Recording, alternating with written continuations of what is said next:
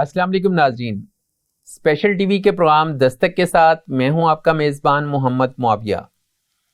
ناظرین، علامہ اقبال کی شاعری نے نوجوانوں کو نیا ولولہ اور جنوں دیا، جس کے نتیجے میں پاکستان کے قیام کی تحریک میں نہ صرف نوجوانوں نے اپنا کردار ادا کیا بلکہ وہ دنیا بھر کے نوجوانوں کے لیے اور مسلمانوں کے لیے بالعموم ایک رول ماڈل کے طور پہ اور شاعر انقلاب کے طور پہ سامنے آئے۔ علامہ اقبال کی شاعری کے پیغام کے حوالے سے اور نوجوانوں کے آج کے دور میں ان کے پیغام کو عام کرنے کے حوالے سے ہم نے آج اپنے اسٹوڈیو میں ویڈیو لنک کے ذریعے دعوت دی ہے معروف موٹیویشنل اسپیکر عابد اقبال کھاری صاحب کو۔ وہ ویڈیو لنک کے ذریعے ہمارے ساتھ اس پروگرام میں شریک ہیں، ہم انہیں اپنے پروگرام میں خوش آمدید کہتے ہیں۔ السلام علیکم عابد صاحب۔ وعلیکم السلام، کیسے ہیں آپ؟ شکریہ جی، اللہ کا احسان، الحمدللہ۔ اچھا، علامہ اقبال کو شاعر انقلاب کہا جاتا ہے، آپ بتا سکتے ہیں کہ ان کی شاعری کے کس تناظر میں ان کو شاعر انقلاب کا لقب دیا گیا؟ دیکھیں، اقبال جو ہے نا، وہ آپ سمجھیں کہ صرف موٹیویٹ ہی نہیں کرتے، وہ تو آگ لگاتے ہیں، وہ تو تڑپ پیدا کرتے ہیں۔ وہ تو کہتے ہیں کہ زندگی تمہاری ایسی ہونی چاہیے جیسے تمہارے پاؤں کے نیچے آگ لگی ہو۔ بے خلشہ زیستن نازیستن بائد آتش در تہے پازیستن۔ وہ کہتے ہیں زندگی نہیں جس میں خلش نہیں، کچھ کر گزرنے کی تڑپ نہیں، کوئی منگ نہیں، کوئی آرزو نہیں، اور زندگی تو ایسی ہونی چاہیے جیسے تیرے پاؤں کے نیچے آگ لگی ہو۔ تو وہ انقلاب کا شاعر ہم اس لیے کہیں گے کہ وہ نہ صرف اس انسان کو بدلنا چاہتے ہیں بلکہ وہ اس پورے نظام کو بدلنا چاہتے ہیں، وہ اس پوری دنیا کو بدلنا چاہتے ہیں۔ اور وہ کہتے ہیں کہ یہ تو پیغمبر کیوں آتے رہے، پیغمبر بھی اسی لیے آتے رہے کہ اس انسان کو بھی بدلیں، اس کے اندر کے جو ہمارا نظام ہے اس کو بھی بدلیں، اور باہر کے نظام کو بھی بدلیں، اس دنیا کے نظام کو بھی بدلیں۔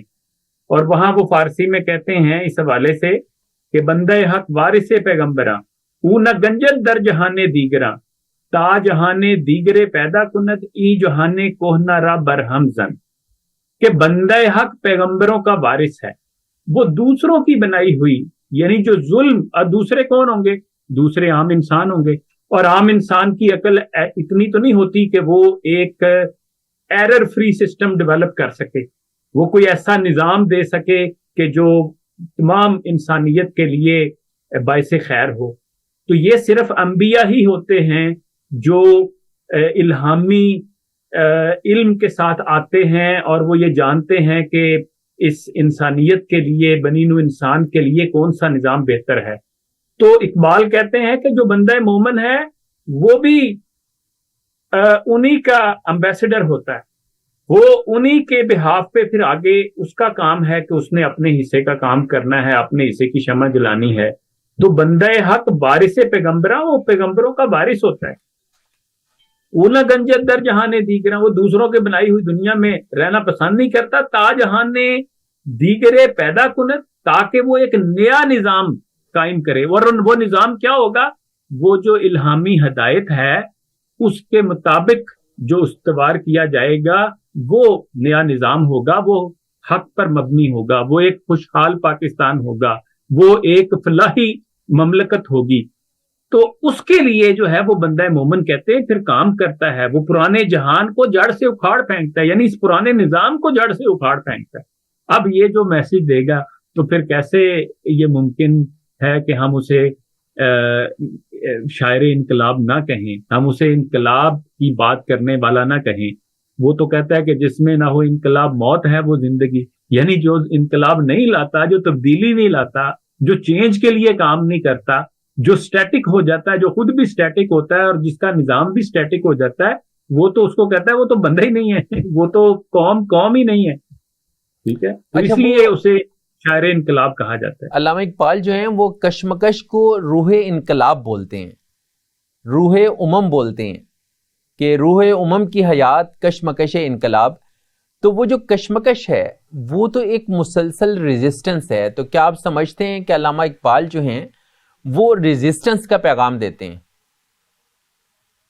गुरेज कशमकश, वो कोई इस तरह का शेर भी है ना, रूह उमम की गुरेज हयात कश्म कशमकश इनकलाब। नहीं, वो भी है, और एक और भी है कि गुरेज कशमकश से गुरेज जो है, वो फिर आगे कहते हैं कि मौत अगर नहीं है तो और क्या है शिकस्त, अगर नहीं है शिकस्त तो और क्या है शिकस्त। यानी वो कहते हैं कि अगर आप कशमकश से जो गुरेज करते हैं तो ये भी शिकस्त ही है, ये भी मौत ही है।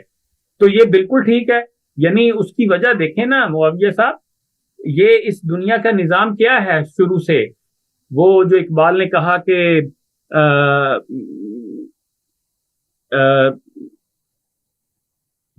चिरागे मुस्तफवी से शरारे बू लहबी, आपको भी जहन में मेरा ख्याल होगा वो, सतीजा कार रहा है अजल से ता इमरोज, चिरागे मुस्तफवी से शरारे बू लहबी। इस दुनिया में जी, तो ये जो है ना, ये दुनिया का निजाम ही ये है कि इसमें खैर और शर की लड़ाई अजल से जारी है, और ये खुदा के तकवीनी अमूर के तहत अब तक गालबन जारी रहेगी।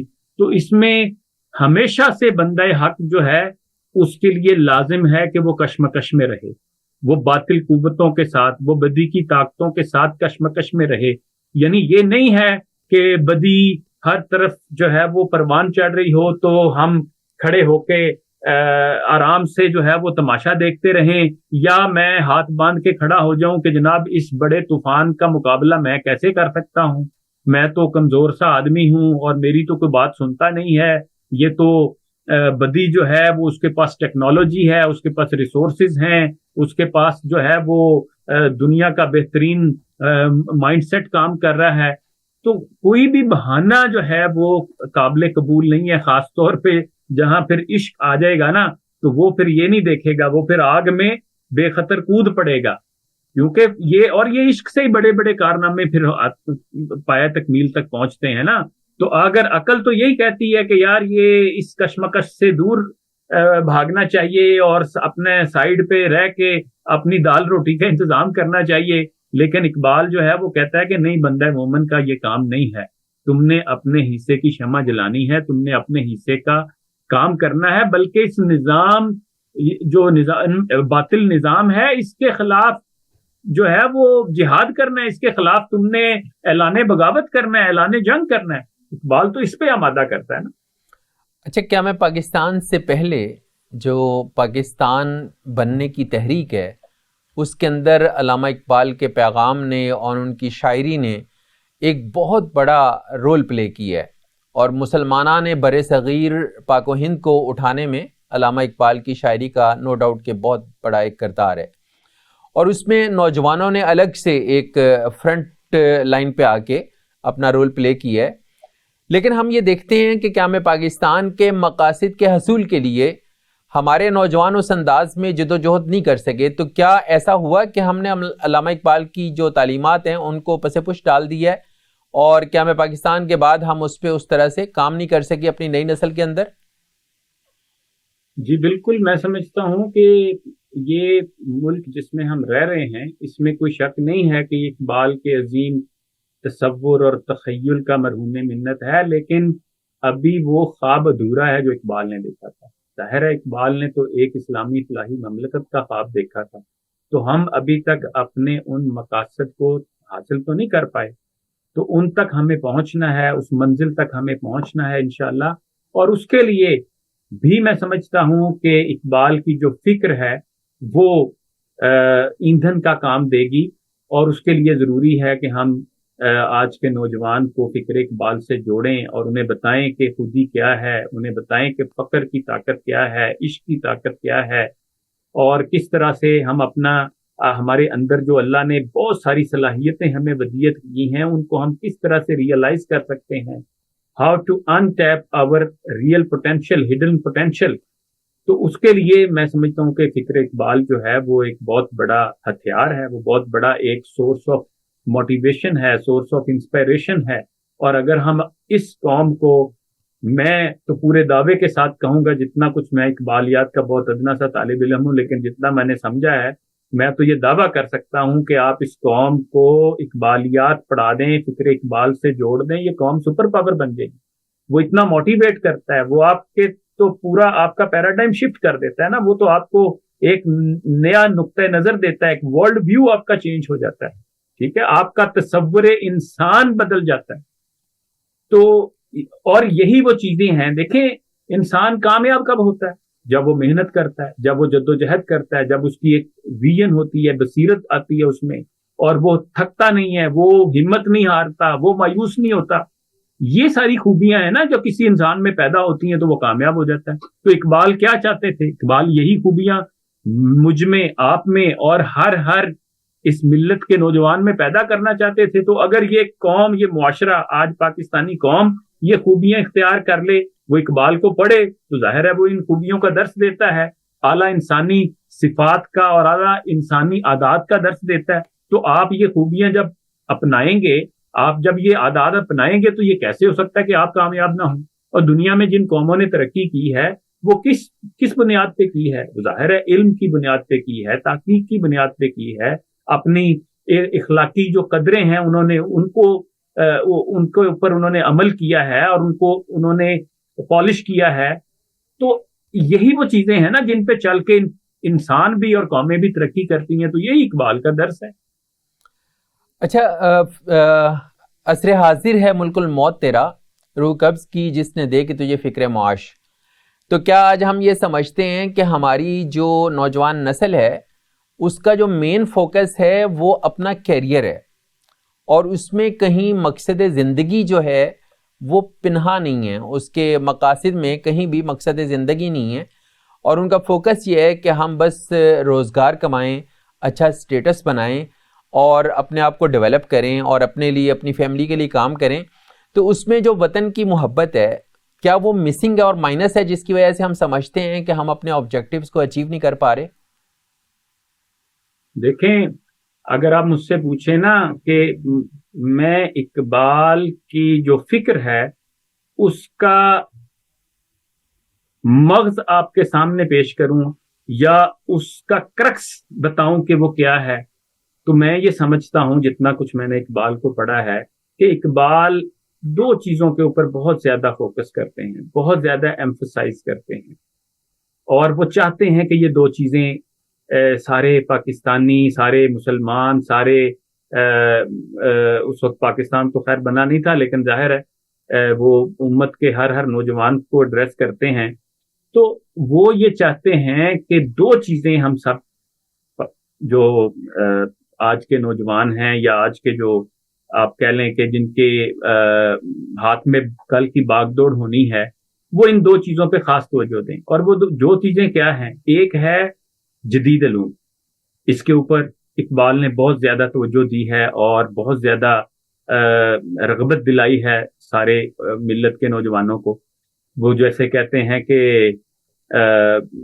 آتی ہے دمے صبح صدا عرش بری سے, کھویا گیا کس طرح تیرا جوہر ادراک, کس طرح ہوا کن تیرا نشتر تحقیق, ہوتے نہیں کیوں تجھ سے ستاروں کے جگر چاک. تو وہ کہتے ہیں جو ناسا کام کر رہے تم نے کرنا تھا, یہ ٹیکنالوجی تم نے بنانی تھی, یہ ٹیسلا کے کام تم نے کرنے تھے. ریسرچ اینڈ ڈیولپمنٹ جو ہے وہ مسلمان جو نوجوان ہیں ان کا اثاثہ ہونا چاہیے تھا. بالکل ایسے ہی.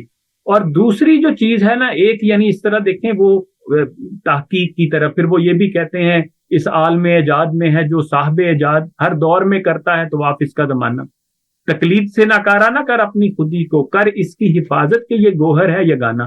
یعنی وہ کہتا ہے کہ یہ انوویشن, اب آپ دیکھیں کہ ایک جو نوکیا تھا اس کے وہ obsolete ہو گئی کمپنی, پوری کی پوری مارکیٹ سے وائپ آؤٹ ہو گئے, اور اس کے مقابلے میں جنہوں نے انوویشن کی فون میں, آج وہ پوری دنیا پہ جو ہے وہ مارکیٹ پہ چھائے ہوئے ہیں. نئی صبح نئے شام پیدا کر, یہ وہ والا معاملہ ہے.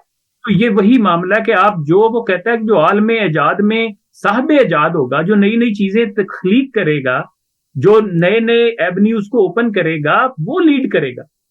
تو ایک تو وہ اقبال کا یہ درس ہے. اور دوسرا جو ہے نا جو مسنگ آپ میں سمجھتا ہوں جیسے آپ نے بھی بات کی ہے, وہ ہے عشق رسول صلی اللہ علیہ وسلم. یعنی آپ ستاروں پہ کمندے ڈالو, آپ مریخ پہ جاؤ, آپ روبوٹکس بناؤ, آپ آرٹیفیشل انٹیلیجنس میں کام کرو, آپ چیٹ جی پی ٹی میں جاؤ, اس کو تخلیق کرو, جو چاہو کرو, لیکن اس کے ساتھ ساتھ اگر آپ عشق رسول صلی اللہ علیہ وآلہ وسلم کو اپنائے رکھو گے، اللہ کے نبی صلی اللہ علیہ وآلہ وسلم سے اپنے رشتے کو مضبوط رکھو گے، تو پھر آپ صحیح ڈائریکشن میں رہو گے. ورنہ پھر آپ دنیا ساری آپ کے قدموں میں آ بھی گئی تو وہ کوئی کامیابی نہیں ہے. جب ظاہر ہے آپ نے جو ہمیشہ کی رہنے والی کامیابی، ہمیشہ میں کی رہنے والی زندگی کے لیے اگر کوئی سامان نہ کیا، اس کے لیے کامیاب نہ ہوئے. جو اصل آپ کہہ لیں کہ جو ایگزامینیشن جہاں ہونا ہے وہاں پہ آپ ناکام ہو گئے، تو وہ چھوٹے چھوٹے ٹیسٹ جتنے مرضی آپ پاس کرتے رہو تو کوئی فائدہ نہیں. ٹھیک ہے، تو یہ میں سمجھتا ہوں دو چیزیں ہیں کہ آج کے ہر نوجوان کو اپنے پیش نظر رکھنی چاہیے، چاہے وہ ڈاکٹر ہے، چاہے وہ انجینئر ہے، چاہے وہ بزنس مین ہے، چاہے وہ آئی ٹی پروفیشنل ہے، کہ ایک تو اس نے جدید علوم کو حاصل کرنا ہے، جدید علوم پہ پوری دسترس حاصل کرنی ہے. اور صرف یہ نہیں کہ وہ اصل میں ہم کرتے ہیں ڈانگ ٹپاؤ. میں کہتا ہوں کوئی بھی انسان، آپ بھی سمجھتے ہیں کہ آپ کسی بھی علم میں ڈوب جائیں، ایک دفعہ اس کے پیچھے پڑ جائیں تو وہ ہمارے وہ جو ہے نا، ایک صاحب نے تو خوبصورت یہ بات کی کہ لچڑ بن جاؤ. لچڑ یہ ہے کہ آپ پیچھے پڑ جاؤ، مطلب فزکس سمجھ نہیں آتی تو فزکس کے پیچھے پڑ جاؤ. یہ کیسے ہو سکتا ہے فزکس سمجھ نہ آئے؟ تو ایک تو یہ ہے کہ جدید علوم کو اختیار کرو، اور دوسرا اس کے ساتھ ساتھ عشق رسول صلی اللہ علیہ وآلہ وسلم کی دولت کو ہاتھ سے نہ جانے دو.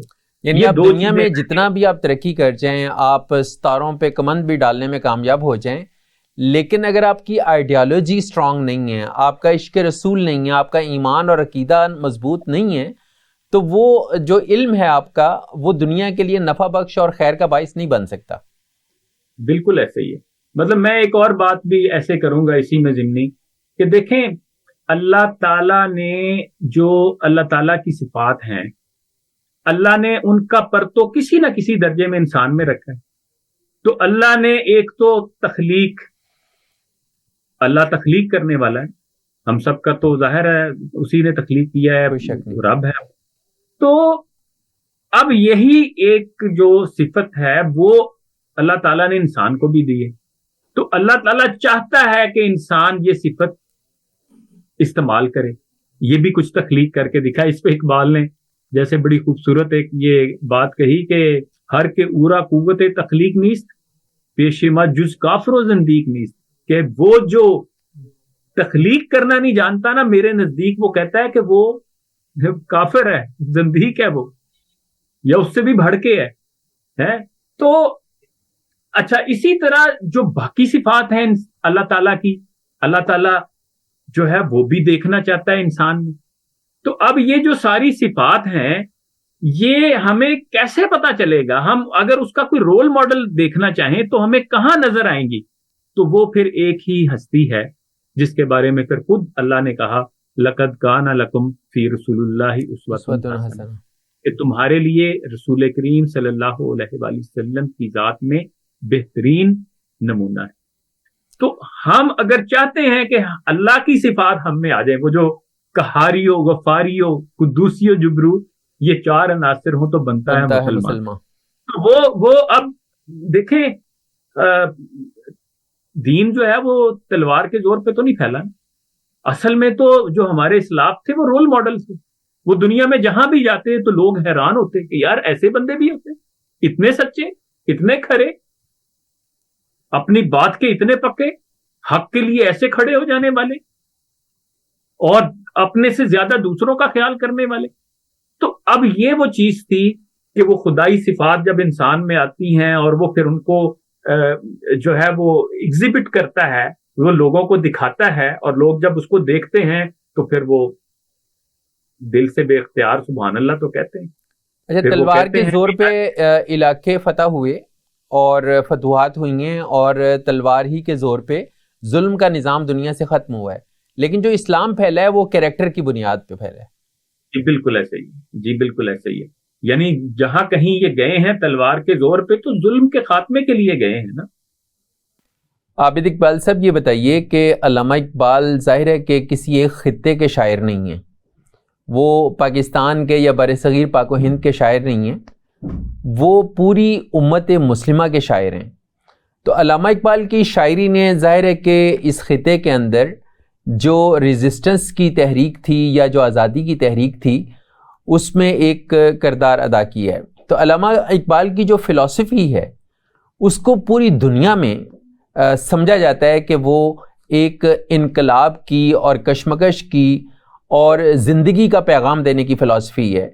تو آج ہم پوری دنیا کے اندر جو مسلمان ممالک کے حالات دیکھتے ہیں یا مسلمان کی بحیثیت امت مسلمہ، چونکہ ملت اور امت کی بات بہت زیادہ کی علامہ اقبال نے، تو اس کا ملت پہ جو وقت بیت رہا ہے اور امت پہ جو وقت آیا ہوا ہے، تو اس کے حوالے سے آپ بتائیے کہ علامہ اقبال کی شاعری جو ہے وہ آج دنیا بھر کے نوجوانوں کو اور مسلمانوں کو کس طرح سے پھر سے اپنا وہی لوٹا ہوا جو کردار ہے وہ ادا کرنے کے لیے ابھار سکتی ہے.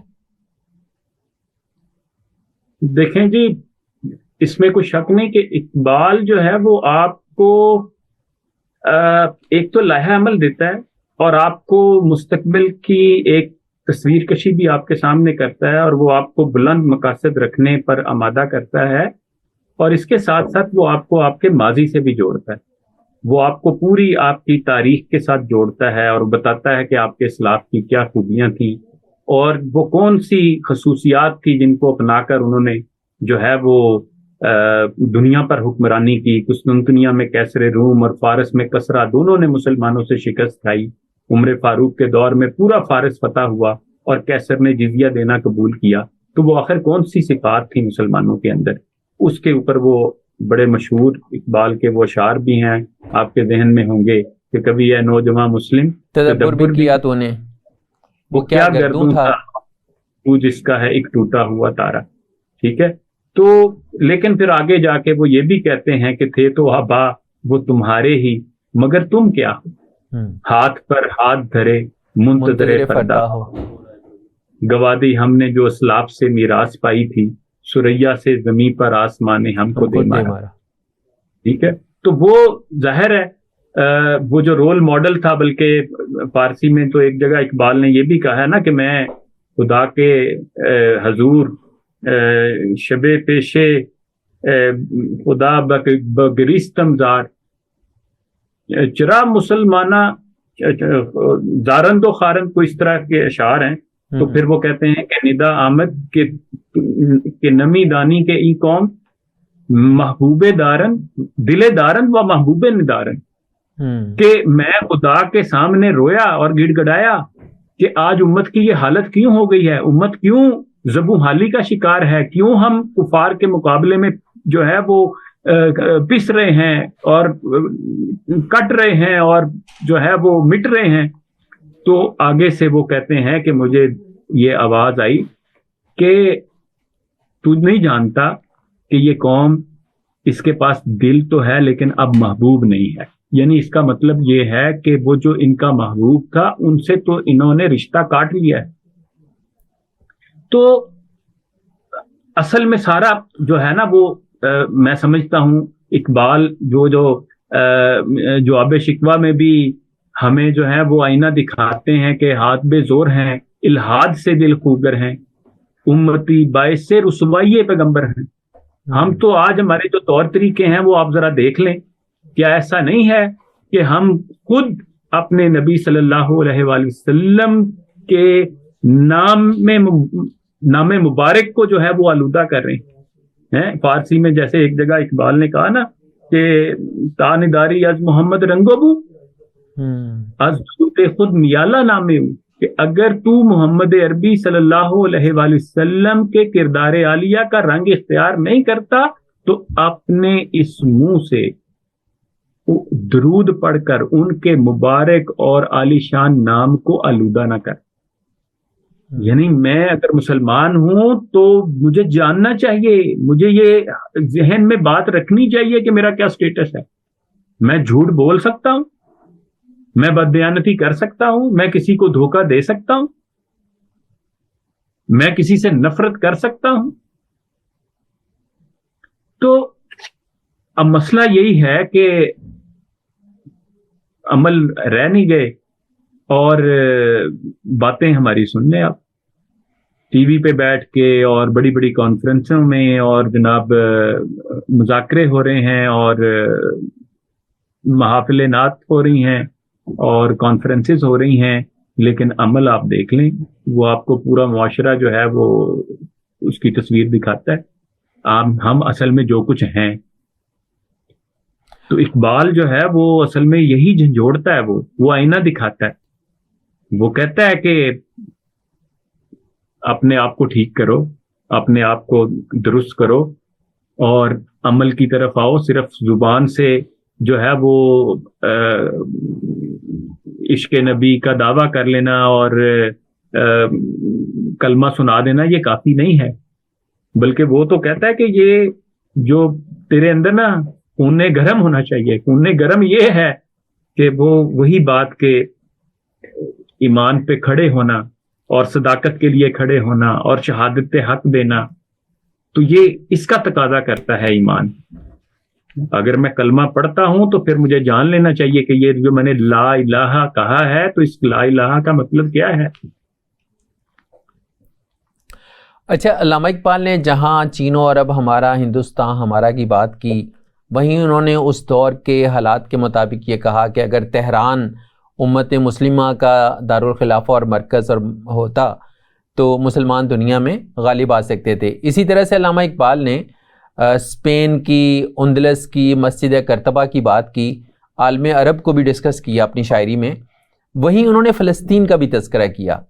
تو آج فلسطین اور فلسطینی جن حالات سے گزر رہے ہیں اس میں آپ کیا یہ بتانا پسند کریں گے کہ علامہ اقبال کی جو شاعری ہے وہ پوری امت مسلمہ کو فلسطینیوں کی پشت پہ کیسے کھڑی کر سکتی ہے؟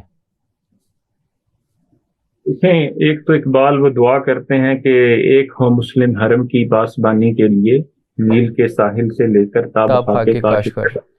تو ایک تو بات یہ ہے کہ امت مسلمہ جسد واحد کی طرح ہے، اس کے جسم کے کسی بھی حصے میں کوئی درد ہوگا تو وہ لا محالہ پورا جسم اس درد کو محسوس کرے گا اور کرنا چاہیے، اور یہی امت مسلمہ کی زندہ ہونے کا ثبوت ہوگا۔ اگر یہ نہیں ہے تو اس کا مطلب ہے کہ یہ امت پھر مرحومہ بن چکی ہے۔ اقبال کے کوئی جو اشعار ہیں وہ اس میں اس نام سے بھی ہیں، ایک فلسطینی عرب سے وہ جو ہے وہ مجھے وہ ایگزیکٹ اشعار اس وقت پورے یاد تو نہیں ہیں، لیکن ان کا لب لباب یہ ہے کہ میں جانتا ہوں کہ وہ آگ جو ہے وہ آج بھی تیرے اندر زندہ ہے۔ تو میں ابھی میرے بھائی مجھے بتا رہے تھے کہ انہوں نے ایک ویڈیو دیکھی ہے کہ جس میں ایک فلسطینی کا پورا گھر مسمار ہو گیا ہے، تباہ ہو گیا ہے، اس کے پورے اہل خانہ جو ہے وہ شہادت پا گئے ہیں، اور وہ یہ کھڑا یہ کہہ رہا ہے کہ یہ تقدیر ہے، اور میں جو ہے وہ تقدیر پر ایمان لاتا ہوں، اور اللہ نے جو فیصلہ کیا ہے میں اس کو قبول کرتا ہوں۔ اور اس کے بعد یعنی وہ اس کا یعنی میرے بھائی بتا رہے تھے کہ وہ میں رونگٹے کھڑے ہو گئے اس کا وہ جذبہ دیکھ کے اور اس کا ایمان دیکھ کے، اور اس کے باوجود وہ اللہ کا شکر ادا کر رہے ہیں۔ تو یہ وہ اقبال نے جو فلسطینی عرب کو مخاطب کہا ہے تو اس میں وہ یہی کہا ہے کہ میں دیکھتا ہوں کہ وہ جو آگ ہے ایمان کی وہ آج بھی تیرے اندر کہیں نہ کہیں موجود ہے۔ یہ اقبال فلسطینی عرب سے یہ کہتے ہیں۔ پھر آگے یہ بھی کہا کہ یہ جنیوا میں یا لندن میں جو ہے وہ تمہیں کچھ نہیں ملے گا، وہاں سے تم کوئی امید نہ رکھنا، ٹھیک ہے، اور یہ اس کا مطلب ہے کہ تم نے خود اپنے پاؤں پہ کھڑے ہونا ہے اور تم نے اپنے آپ کو اپنا مقام پیدا کرنا ہے اور اس کا مقابلہ کرنا ہے اس عالمی استعمار کا، تو ہی تم کامیاب ہو سکتے ہو۔ اچھا، اس میں وہ کہتے ہیں کہ تیری دوا نہ جنیوا میں ہے نہ لندن میں، فرنگ کی رگ جاں پنجہ یہود میں ہے۔ اور یہ آپ دیکھ لیں آج کی آپ یہ صورتحال بالکل واضح ہو گئی ہے کہ یہود کی رگ جاں جو ہے وہ کہاں ہے، فرنگ کی رگ جاں جو ہے وہ کہاں ہے، وہ پنجہ یہود میں ہے۔ یعنی اصل میں جو اب آپ کیا سمجھتے ہیں کہ یہ عیسائی ہیں جنہوں نے فیصلہ کیا ہے کہ ہم فوری طور پہ اسرائیل کی مدد کے لیے پہنچیں؟ نہیں، یہ اصل میں سارا جو کچھ ہے وہ یہود کے ہاتھ ہی میں ہے۔ امریکہ کے وزیر خارجہ نے جو پریس کانفرنس کی ہے اسرائیل کے وزیر اعظم کے ساتھ کھڑے ہو کے، اس نے کہا کہ میں ایز فورن منسٹر نہیں، میں بطور یہودی کے یہاں پہ آیا ہوں، اور میں یہ بتانے کے لیے آیا ہوں کہ میرے باپ دادا کو اس خطے سے نکال دیا تھا اور ہم اس جنگ میں پوری طرح سے آپ کے ساتھ کھڑے ہیں، یہ جنگ ہماری جنگ ہے. یعنی انہوں نے اس کو باقاعدہ یہودیوں کی جنگ قرار دی ہے. اور دوسرا دیکھیں کہ آپ اس وقت میں سمجھتا ہوں کہ بالکل کھل کے دنیا جو ہے وہ سامنے آ گئی ہے کہ ان لوگوں کو کوئی دید لحاظ نہیں ہے، کوئی انسانیت نام کی ان میں چیز نہیں ہے، اور وہ مطلب ظالم کے ساتھ بھی دیکھیں کیسے کیسے بانگے دہل جو ہے وہ اعلان کر رہے ہیں کہ ہم ظالم کے ساتھ ہیں. یعنی آپ امریکہ کی شیطنت کا اندازہ کریں، آپ اس اہل یورپ کی شیطنت کا اور ان کی ذرا فکر کا اور ان کے نقطۂ نظر کا ذرا اندازہ کریں کہ وہ ظالم کا ساتھ کس ڈٹائی کے ساتھ دے رہے ہیں. تو اس موقع پہ بھی اگر امت مسلمہ نہیں جاگتی، اس موقع پر بھی ہمارے عرب بھائی اور جو باقی ہمارے دیگر خطے میں بسنے والے لوگ ہیں وہ اگر نہیں جاگتے اور نہیں سمجھتے کہ ہم نے حق کا ساتھ دینا ہے، ہم نے مظلوم فلسطینی بھائیوں کا ساتھ دینا ہے، تو میں سمجھتا ہوں کیا منہ دکھائیں گے کہ کل کو اللہ کے حضور جب یہ پیش ہوں گے، اور کیا منہ دکھائیں گے نبی کریم صلی اللہ علیہ وآلہ وسلم کو کہ جن کے محبت کا ہم دم بھرتے ہیں اور تھکتے نہیں ہیں اس میں. اچھا عابد اقبال صاحب، دیکھیں ساری امت کا درد ہمارے جگر میں ہے. اس کے مصداق امت مسلمہ اگر پوری دنیا کی یہ جو 1.5 ارب مسلمان ہیں یہ اگر ایک ہو بھی جائیں اور کھڑے بھی ہو جائیں تو نہایت افسوس کے ساتھ یہ کہنا پڑتا ہے کہ 56 یا 57 جو اسلامی ممالک ہیں ان کے حکمران اس امت کے ساتھ نہیں کھڑے. تو کیا اس جنگ میں جو اس وقت اسرائیل نے مسلط کی ہے فلسطین پر، کیا اس جنگ کے نتیجے میں یہ تفریق بھی واضح ہو جائے گی کہ امت کس طرف ہے اور ہمارے حکمران کس طرف ہیں؟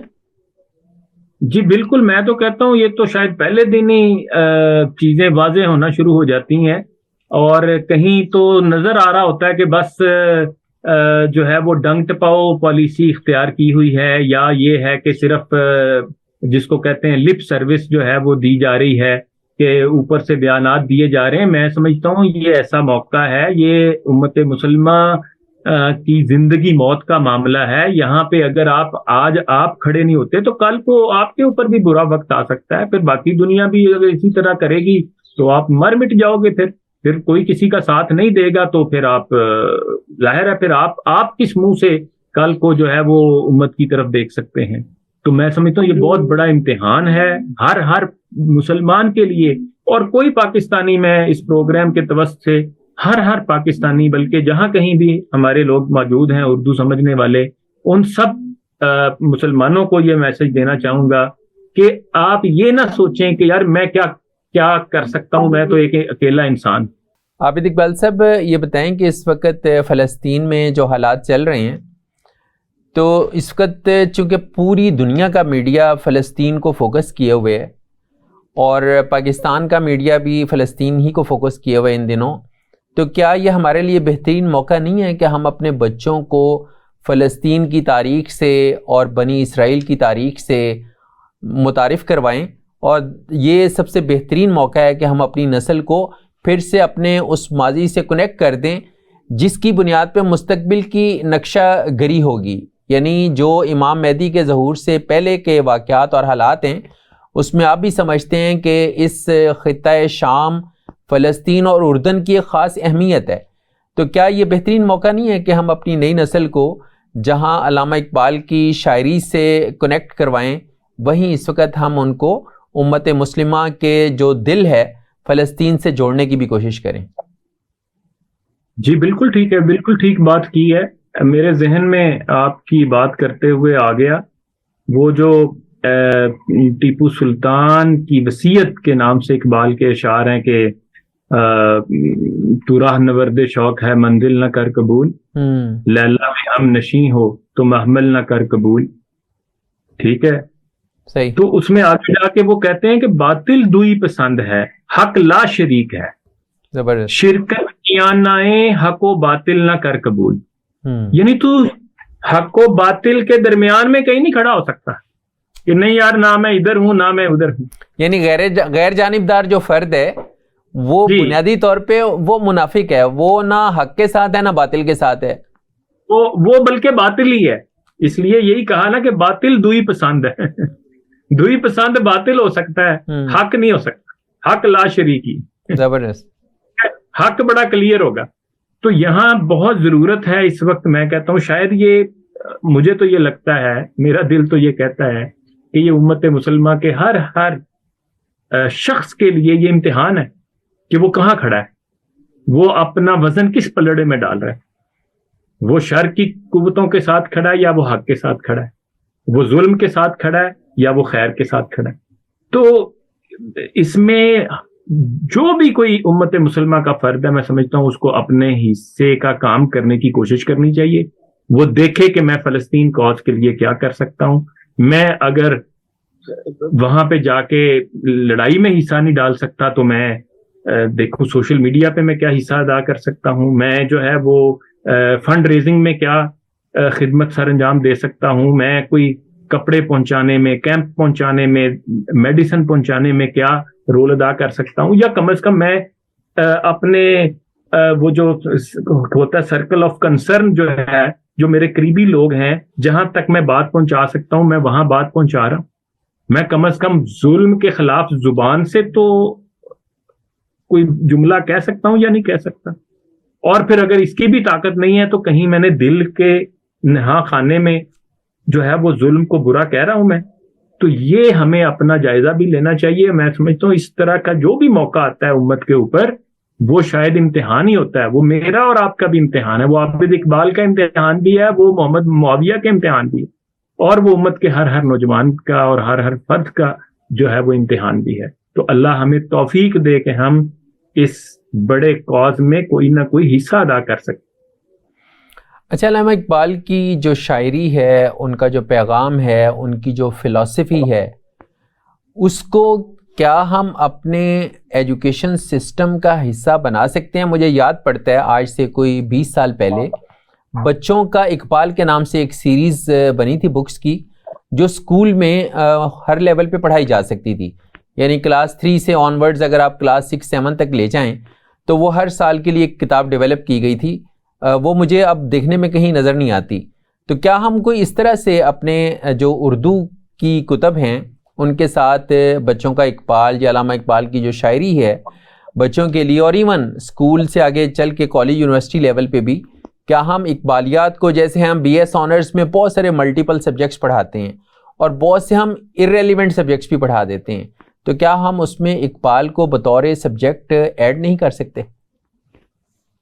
بالکل کر سکتے ہیں جی, بالکل کر سکتے ہیں. اور میں آپ کو ایک مثال دیتا ہوں. دیکھیں, جب قوموں نے کچھ کرنا ہوتا ہے نا تو وہ بڑا لانگ ٹرم سوچتی ہیں. میرے ایک دوست نے جیسے ایک بڑی خوبصورت بات کی کہ آپ جرمنی میں ایک پورا پیسوں کا اور دولت کا یا سونے کا ٹرک بھر کر لے جائیں اور آپ جا کے وہاں کی گورنمنٹ کو کہیں کہ جی مجھے اجازت دے دیں کہ میں ایک اپنی مرضی کا اسکول کھولنا چاہتا ہوں اور اس میں اپنی مرضی کا نصاب لگانا چاہتا ہوں, تو تب بھی گورنمنٹ آپ کو اجازت نہیں دے گی. یعنی آپ ان کو جو چاہے لالچ دیں اور جو چاہے آپ بدلے میں ان کو دینا چاہیں, وہ اس پہ کمپرومائز نہیں کریں گے. وہ کہیں گے کہ ایجوکیشن سسٹم ہمارا اپنا ہوگا.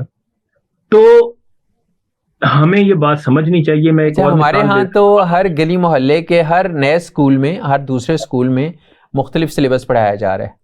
جی بالکل, اور میری مرضی ہے, میں جو مرضی پڑھاتا رہوں, چاہے میں خانہ پوری کے طور پہ سرکاری سلیبس بھی رکھ لوں, لیکن اس کے ساتھ ساتھ میں اپنی مرضی کا بھی جو پڑھانا چاہوں میں پڑھا سکتا ہوں اور مجھے کوئی پوچھنے والا نہیں ہوگا. اچھا, پھر میں ایک مثال آپ کو دوں گا. اس وقت آپ کو پتا ہے کہ گوگل میں اس میں مائکروسافٹ میں اور گوگل میں اور اس طرح کے جتنے بڑے جو دنیا کی بڑی آئی ٹی کے ادارے ہیں, ان میں ایک بڑی تعداد انڈیا کے بنگلور کے بچوں کی. اور اس کی وجہ پتہ کیا ہے؟ اس کی وجہ یہ ہے کہ بنگلور میں انڈیا نے یہ کام کیا کہ انہوں نے اسکول سلیبس ہی ایسا لگایا کہ بچوں کو شروع ہی سے ہم نے آئی ٹی کا اسپیشلسٹ بنانا ہے, آئی ٹی انجینئر بنانا ہے. اور وہ جب آپ نے بچوں کو شروع سے آپ اس طرح سے لے کے چلے ہیں تو وہ بچے اس قابل ہوئے ہیں کہ وہ آج دنیا کے بہترین اداروں میں سرو کر رہے ہیں. جبکہ ہمارے ہاں اسکولز کے جو بچے ہیں وہ 13 سال کاپی پیسٹ کے علاوہ کچھ نہیں کرتے. پلے گروپ سے لے کے میٹرک تک وہ جو کتابوں میں چھپا ہے یا نوٹس جو وہاں سے تخلیق کیے گئے ہیں وہیں سے یاد کرتے ہیں اور وہ جا کے پیسٹ کر جاتے ہیں ایگزامینیشن میں اپنی آنسر بک پہ اور اسی کے ان کو نمبر مل جاتے ہیں, تو ان کی تخلیقی صلاحیتیں تو ان کو تو جلا ملتی نہیں ہیں. اسی لیے تو اقبال نے پھر کہا نا کہ یارب شکایت ہے مجھے خدا بندان مکتب سے کہ سبق شاہی بچوں کو دے رہے ہیں خاک بازی کا. ہم تو خاک بازی سکھا رہے ہیں اور پھر اس خاک بازی کا نتیجہ ہے جو معاشرے میں آپ کو نظر آتا ہے. پھر ہم کہتے ہیں یہ بچے بڑے بدتمیز ہو گئے ہیں, یہ بد اخلاق ہو گئے ہیں, یہ چوریوں ڈکیتیوں پہ اتر آتے ہیں, یہ جو ہے وہ کام سے جی چراتے ہیں, محنت نہیں کرتے. تو بھئی آپ نے انہیں سکھایا کیا ہے جو وہ یہ کریں؟ آپ ان کو بندہ بنانا سب سے پہلے امپورٹنٹ ہے نا.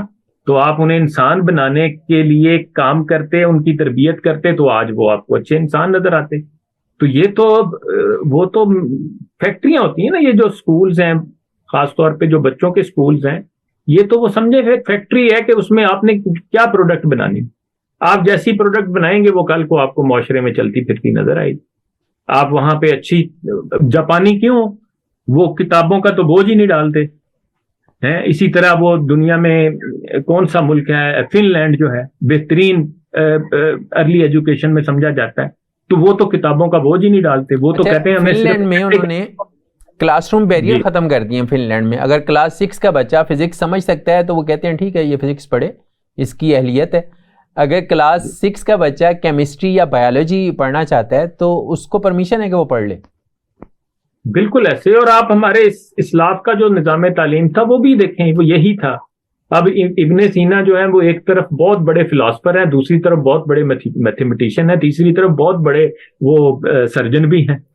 تو اس کا مطلب ہے کہ انسان کو تو اللہ نے صلاحیت دی ہے کہ وہ زندگی کے کسی بھی موڑ پہ جا کے وہ سوچ سکتا ہے کہ یار اچھا میں نے, بلکہ اب کل کی بات ہے کہ ایک یونیورسٹی کے وائس پریزیڈنٹ سے میرا رابطہ ہوا تو پتہ یہ چلا کہ وہ سائنٹسٹ ہیں, وہ نینو ٹیکنالوجی میں ان کا سارا کام ہے, لیکن وہ ماہر اقبالیات بھی ہیں. زبردست. ٹھیک ہے. اور وہ اس کی وجہ یہ ہے کہ ان کو گھر سے جو ہے وہ ادبی ایک ماحول ملا تھا, ورثے میں ملا.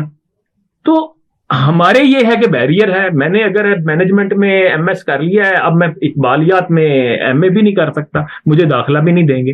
وہ بھئی ہو سکتا ہے کہ زندگی کے اس موقع پہ آ کے مجھے لگا ہو, میرا انٹرسٹ ڈیولپ ہوا ہو اور مجھے لگے کہ مجھے اقبالیات بھی پڑھنی چاہیے اور میں پڑھنا چاہتا ہوں, لیکن کیا ہے میرا سسٹم مجھے آڑے آ جائے گا.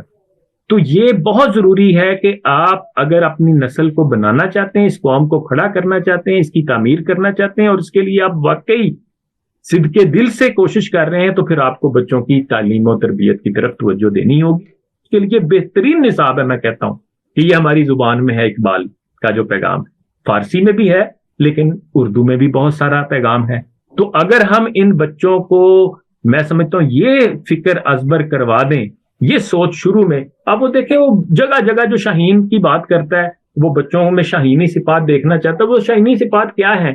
بلند پروازی ہے, خودداری ہے, غیرت ہے, محنت ہے, جھپٹنا پلٹنا, پلٹ کر جھپٹنا, لہو گرم کا ایک بہانہ ہے. پھر وہ کہتا ہے کہ تو شاہی ہے, پرواز ہے, کام تیرا تیرے سامنے, آسماں اور بھی ہیں نہیں من کسر سلطانی کے گنبد پر, تو شاہی ہے بسیرا کر پہاڑوں کی چٹانوں میں. اور ایک میں سمجھتا ہوں خوبصورت بات ایک ہمارے شاعر نے کہی ایک پروگرام میں نے کچھ اقبال سنایا, تو مجھے اس کے بعد وہ آئے اسٹیج پہ تو کہتے اقبال کا فارسی کا ایک شعر ایسا ہے کہ میں یہ سمجھتا ہوں, یہ بڑے شاعر انور مسعود صاحب کی بات کر رہا ہوں, وہ یہ کہہ رہے تھے کہ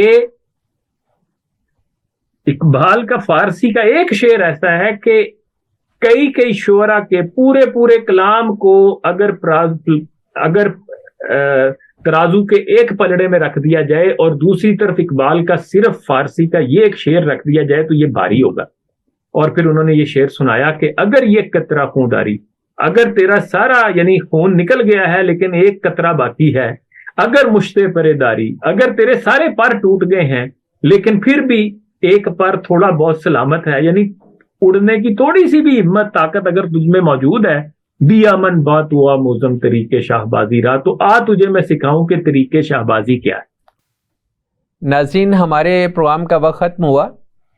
علامہ اقبال کی شاعری, ان کی فلسفی اور ان کے پیغام کو نئی نسل کو پھر سے امت مسلمہ کے احیاء کے لیے کھڑا کرنے کے لیے ہم سمجھتے ہیں کہ اس کو پاکستان کے اندر نظام تعلیم کا حصہ بنایا جائے، تاکہ پاکستان کے جو نوجوان ہیں وہ پھر سے اٹھ کھڑے ہوں اور وہ نئی نئی انوویشنز کریں، ایجادات کریں اور اپنی قوم کو خودی سے اور آزادی سے روشناس کریں۔ مجھے امید ہے کہ آپ کو ہمارا آج کا پروگرام پسند آیا ہوگا۔